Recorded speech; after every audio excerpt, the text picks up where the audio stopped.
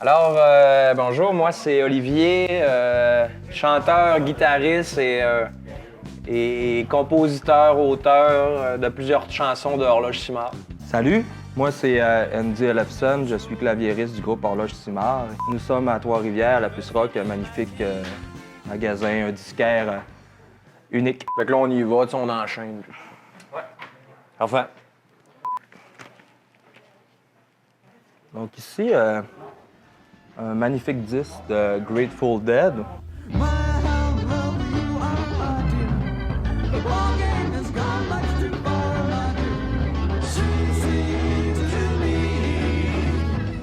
J'ai choisi ce disque-là parce qu'il y a un petit côté avant-garde. C'est comme, je pense que c'est un des premiers disques qui ont fait du montage au niveau des bandes sonores, tout ça. Puis il y a des gros glitches. C'est quand même, c'est dur d'écoute pour les gens qui sont néophytes, mais je pense que ce disque-là est un album fondateur de la musique psychédélique, donc qui est un genre que j'affectionne particulièrement. Alors ici, on a évidemment Serge Gainsbourg aux armes, etc. Entendez-vous dans les campagnes mugir ces féroces soldats qui viennent Qui est pas, ça, c'est pas la pochette originale, là. C'est un album qui a été remixé. Si je me trompe pas, c'est le premier disque reggae français. Exactement, ouais. Donc Serge Gainsbourg qu'on affectionne en fou. On aime toutes les périodes de Serge Gainsbourg, mais c'est ça qui fait que c'est intéressant, c'est que Gainsbourg a des périodes. Donc il y a une période jazz, une période un peu plus variété française, plus pop, etc. Puis là, il se met au reggae avec Aux armes, etc. Et la grosse anecdote avec ce disque-là, c'est que la chanson Aux armes, etc., en fait, c'est le texte de la Marseillaise. Donc, ça a beaucoup choqué à l'époque. Qui est l'hymne national Qui français. est l'hymne national française.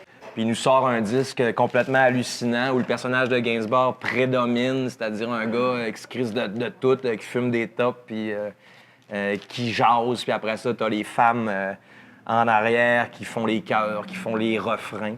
Donc c'est tout simplement un incontournable de la musique française. C'est indéniable. Donc, tout à l'heure, je vous ai présenté Grateful Dead. Là, on est encore dans une veine de psychédélique, mais un sous-genre qui est le Tropicalia.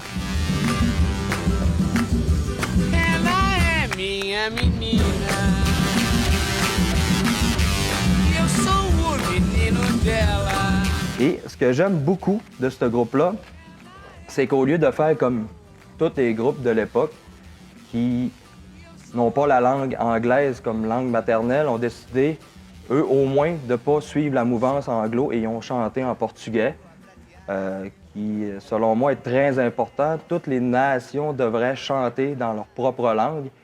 Ici, on a vraiment une touche, si on veut, avec des percussions, des tam-tams, des trucs qui sont plus reliés à la géographie et au social du Brésil. Donc, c'est superbe. En plus, il y a un petit CD là.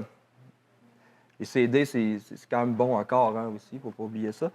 Même si les voitures contiennent plus de fentes à CD. Un disque fort intéressant, Doolittle des Pixies, qui est, bon, c'est presque cliché. C'est un disque culte, carrément. C'est du rock, mais c'est du rock complètement éclaté.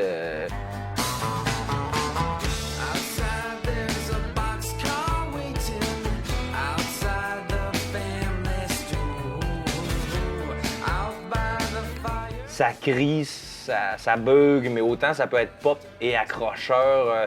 Des fois, tu as les guitares qui se mettent à fausser pour aucune raison. C'est très... En fait, c'est un album qui est pré-grunge. Ça a beaucoup inspiré la mouvance grunge des années 90. Et puis, Kurt Cobain le disait que c'était un de ses albums de chevet. Tu peux pas détester cet album-là. C'est tellement le fun à écouter, c'est tellement libérateur. Ça rentre au poste, puis c'est vraiment un excellent disque qui vieillit très bien. On est maintenant rendu avec Autre chose, qui est un groupe que j'adore.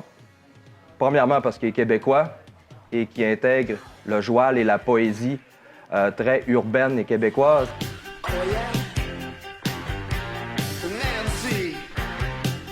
Nancy Baudouin, chérie, veux être ma Barbie en vie.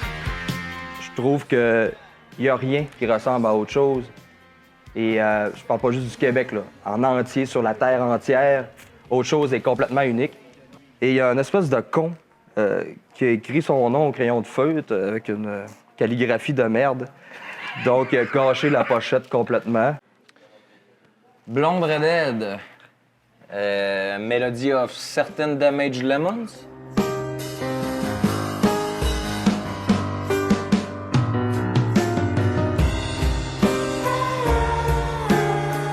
Un groupe qui est moins connu, selon moi, qui l'est pas assez. Je trouve ça hallucinant ce qu'ils ont fait comme musique. C'est un groupe de New York qui ont commencé à New York, qui sont beaucoup inspirés par Sonic Youth. Puis, donc, je sais pas, il y a quelque chose là-dedans qui.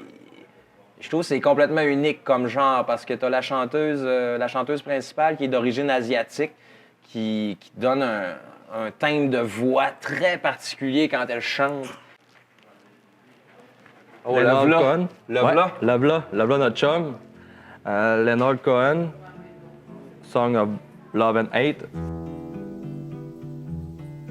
It's 4 in the morning, the end of December. I'm Un writing. ami, un allié, pour toujours. Et aussi un maître spirituel. Leonard Cohen, c'est de la musique transcendantale, c'est de la musique qui atteint Dieu. Dieu lequel, je sais pas, mais ça atteint un certain Dieu.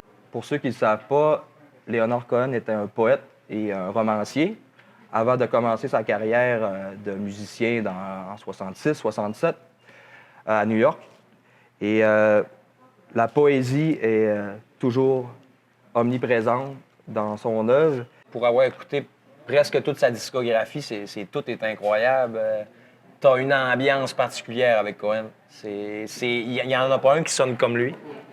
Il est unique sur Terre. Bob Dylan, Desire. Un chum à Cohen. Ben, c'est un chum à Cohen. C'est en même temps que Cohen. Il était à la même époque. Bob, qui n'a pas besoin de présentation, en fait. Your breath is sweet, with your eyes I like to jewels in the sky. Your back is straight. Écoute, Desire, moi, c'est un de ces disques qui m'a fait le plus triper. C'est le disque qui suit Blood on the Tracks, qui est encore là un classique américain, sans conteste. Puis Desire, c'est le disque qui suit, donc là, il se remet de sa séparation avec sa femme de l'époque.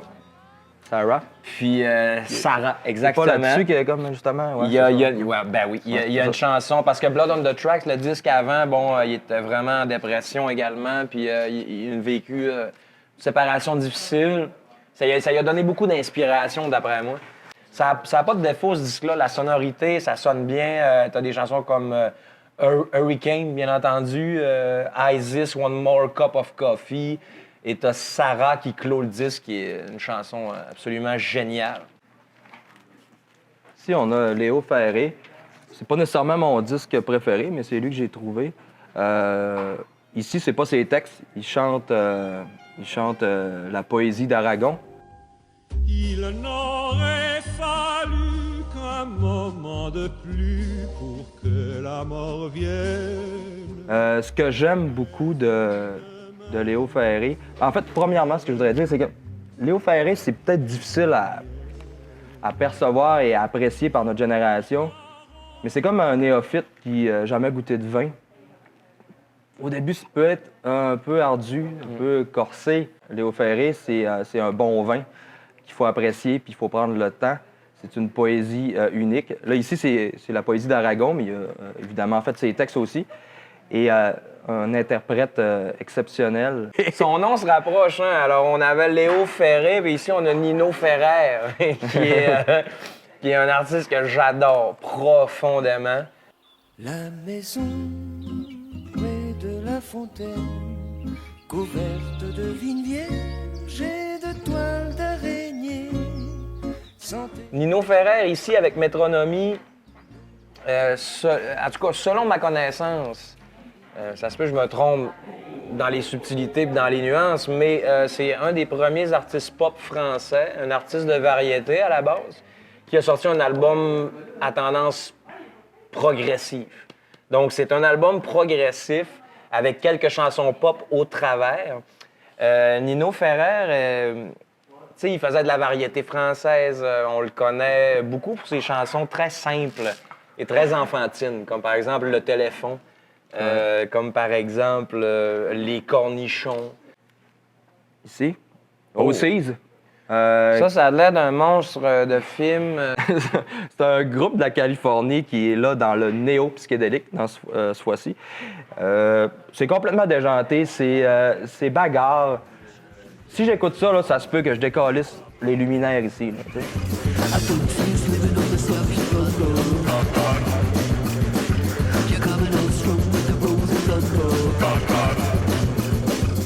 Et je connais pas ça, hostie. Faudrait que tu me le fasses écouter.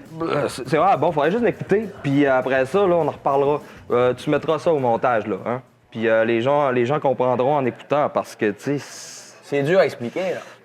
Tu sais, c'est encore Gainsbourg. Veux pas, on est vendu à Gainsbourg. Puis ça, c'est le pic de Gainsbourg. Il était à son apogée, puis effectivement, il est mort peu de temps après. C'est son dernier disque, quoi, c'est ça.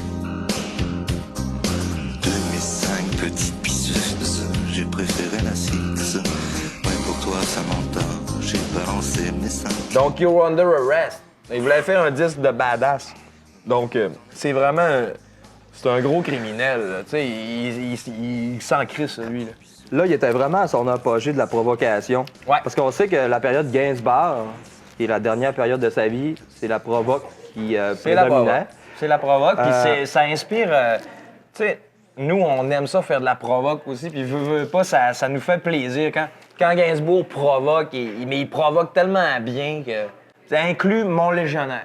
Puis bon, You're Under Arrest, Five Easy Pisseuses, qui est un jeu de mots succulent, Five Easy Pisseuses. Moi, je trouve ça excellent. On n'avait pas le choix. Pardon? Là.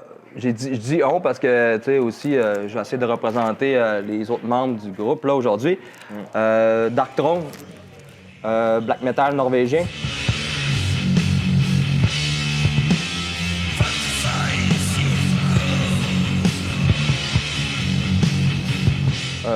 C'est vraiment, artistiquement parlant, le black metal est vraiment intéressant par l'ambiance qu'il crée et aussi les concepts sur scène avec le maquillage de cadavre, un peu avec le noir dans les yeux puis le blanc.